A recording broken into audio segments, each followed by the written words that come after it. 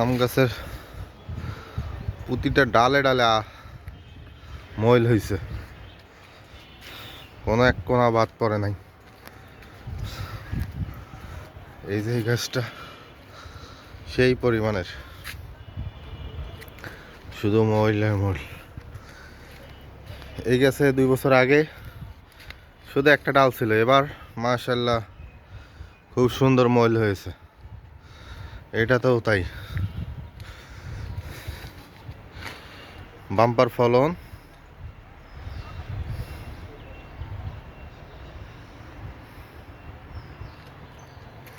প্রতিটা গাছে সেই সুন্দর সুন্দর মল হয়েছে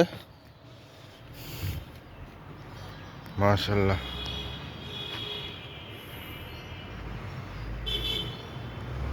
ইনশাল্লাহ ফলন ভালো হবে মনে হইতেছে।